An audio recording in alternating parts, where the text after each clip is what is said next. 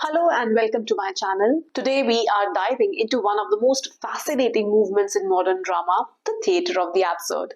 This genre emerged in the mid-20th century and it broke away from traditional storytelling to explore the existential angst and absurdity of human life. Let's start by exploring where this movement came from and what it means. Let's start with the origins of the term. The term theatre of the absurd was first used by the critic Martin Esslin in his 1961 book of the same name. Esslin used this term to describe a unique style of playwriting that emerged in Europe after the Second World War. These plays were deeply influenced by existential philosophers like Albert Camus and Jean-Paul Sartre, who believed that life is inherently meaningless and that humans must create their own meaning in a chaotic and indifferent universe. The horrors of the Second World War played a massive role in shaping this movement. The devastation of the war, the Holocaust, and the atomic bombings left people disillusioned with traditional values and beliefs. They began questioning everything: existence, morality, and even rational thought itself. The theatre of the absurd was born out of this existential crisis. Okay? When we talk about the word absurd in theatre of the absurd, we are referring to the existential idea that life has no inherent purpose. These plays reject traditional storytelling structures, choosing instead to reflect the irrational and unpredictable nature of life. The characters often find themselves in incomprehensible situations, their dialogues can feel nonsensical, and the plots frequently go in circles or they remain static. This mirrors the absurdity and the futility of human endeavors, reminding us of the chaos and uncertainty of existence. But what sets this theatre of the absurd apart from other types of drama? Let's break down its key characteristics. The first one is non-linear plot structures. Unlike traditional plays with a clear beginning, middle, and end, absurdist plays often have non-linear plots. They might start in the middle of an event or present disconnected scenes. This fragmented structure reflects life's unpredictability and the chaotic nature. Second is circular dialogues. Dialogues in absurdist plays often seems repetitive or circular. Characters might speak in cliches, fragmented sentences, or engage in conversations that appear to go nowhere. This highlights the breakdown of communication and the inadequacy of words to convey true meaning. Third is existential themes. The plays grapple with big existential questions: the futility of human action, the search for meaning in a meaningless world, and the inevitability of death. These themes often show characters confronting their existence, staring into the void, and struggling to find significance in an indifferent universe. Next is these minimalist settings. So these plays typically strip away the realistic details, opting for minimalist or abstract settings. These sparse environments focus attention on the existential struggles of the characters, emphasizing their isolation and alienation. Next is illogical situations. The events in absurdist plays, they often defy logic. Characters, they find themselves in surreal, bizarre circumstances that challenge their understanding of reality. This illogicality serves as a metaphor for the absurdity of human existence. Next is ambiguous endings. So absurdist plays, they rarely often closure, okay? Their endings are often ambiguous or unresolved, mirroring the uncertainty and open-endedness of real life. This forces audiences to reflect on the themes and draw their own interpretations. And now let's briefly look at a few famous works that exemplify the theatre of the absurd, okay? So the first one has to be none other than Waiting for Godot by Samuel Beckett. This is perhaps the most iconic example of theatre of the absurd. I'm sure you have at least heard the name. The play revolves around these two characters, Vladimir and Estragon, who spend the entire time waiting for someone named Godot. The setting is a desolate landscape with a single tree, and as they wait, Vladimir and Estragon, they engage in aimless conversations and repetitive actions. Godot never arrives, and the play ends much as it began, with the two still waiting.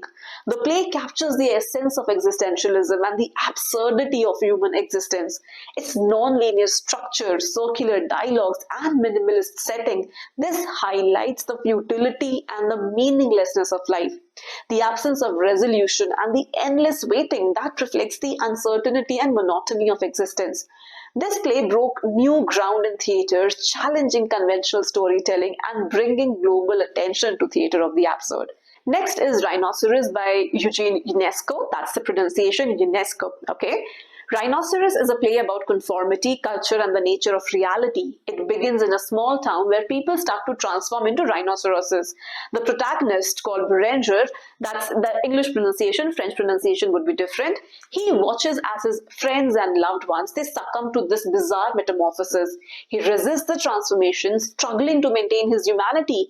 The play uses the absurd transformation as a metaphor for the spread of totalitarian ideologies and the loss of individuality. Its surreal events emphasize the absurdity of blind conformity and the importance of critical thinking.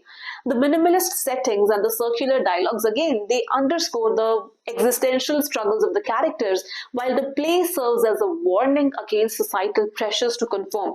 Rhinoceros remains a sharp critique of human behavior, resonating with audiences as a commentary on the dangers of abandoning individuality. The next play is The Birthday Party by Harold Pinter. This play takes place in a rundown boarding house where Stanley Weber, who is a former pianist, he lives a quiet life. His landlords, Meg and Petey, they plan a birthday party for him, though Stanley insists that it is not his birthday. Two mysterious strangers called Goldberg and McCann, they arrive and they disrupt the routine. What follows is a series of surreal and menacing events. The play ends ambiguously, with Stanley being taken away by the strangers. Pinter's play, this play, it explores themes of identity, power, and the fragility of existence. The non-linear plot, the minimalist setting, and ambiguous dialogue create a sense of unease and disorientation. Goldberg and McCann's illogical behavior, that highlights the unpredictability and absurdity of life. This play is a masterpiece of absurdist drama, blending dark humor with existential dread to leave audiences questioning the motives of the characters and the nature of reality. Okay? To conclude, the theatre of the absurd remains one of the most influential movements in modern drama, very, very important. Born out of existential philosophy and the Second World War, like after that disillusionment, it challenges traditional theatrical structures and it delves into the absurdity of human existence. It uses non-linear plot structures, circular dialogues, and minimalist settings to capture the uncertainty and the chaos of life. It invites audiences to reflect on the existence, the search for meaning, and the complexities of the human condition. The theatre of the absurd confronts us with life's irrationality and encourages us to find our own ways to navigate the chaos.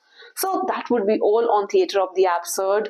All the writers and the works that I mentioned here are very important for any competitive examination that you may be preparing for, be it the CUET, the GATE, or the NET paper. Make sure that you study them properly if you're preparing on your own. Alternatively, you can join my online course where you get detailed lectures, the PDFs for each lecture, where I have converted these very lectures, the lectures that I provide into PDFs to make it easier for you and for you to save time. Not just that, you also get chronologies, you get mock tests, you get previous year questions sorted into categories. Just visit my website www.ankitajain.com and you'll get the details. You can also call me on the number shown above.